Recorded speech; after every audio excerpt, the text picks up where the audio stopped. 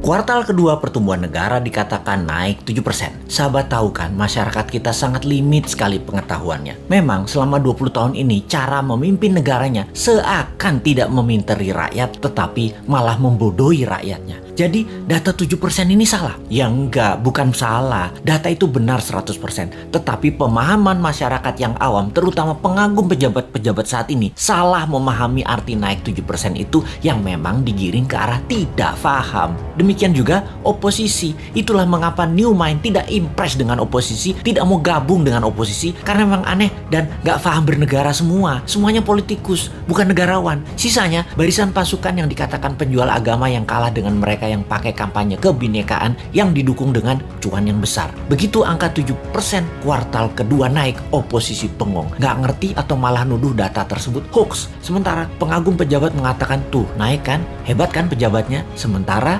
realita tetangga seputaran dan orang jauh sebelum PPKM sudah berat ekonominya. Sekarang lebih gak muter lagi, nambah sekarat, butuh oksigen. Kok gak ada yang naik? Begini melihatnya. Biar makin paham bahwa New Mind mencoba memberikan pemahaman cara cerdas bernegara. Naik 7% itu year on year. Paham? Nggak peduli. Kini kita ilustrasikan. Tahun lalu minusnya 1,9%. Tahun ini minusnya 1,7%. Naik dari minus 1,9% ke 1,7% itu naik sekian persen. Betul kan? Ya betul, naiknya begitu kira-kira. Bukan dari 1,9 minusnya total lompat plus 7%. Ya bukan begitu. Jadi data tidak salah. Cuman demi populerisme, kayak artis gitu deh, nggak boleh terlihat jelek, jadi diambillah mengemasnya dari sisi positif. Itu tidak salah. Yang salah adalah pemahaman banyak orang yang terus dipolitisasi. Mangkel deh 20 tahun ini nggak dewasa-dewasa juga bernegaranya. Lebih mangkel lagi, kenapa setiap masalah pejabat yang ditugaskan, dia lagi.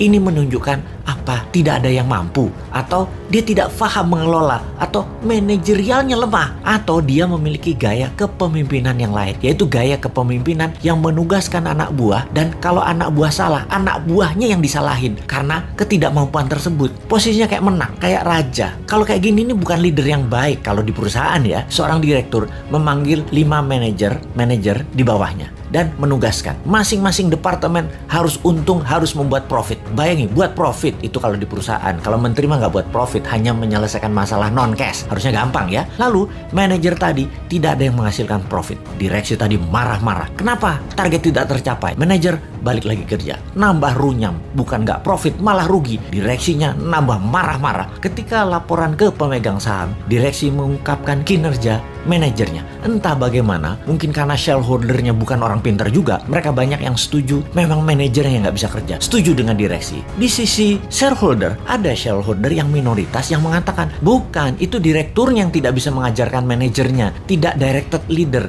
tidak berpengalaman bisnis multinasional, memang dia yang tidak mampu.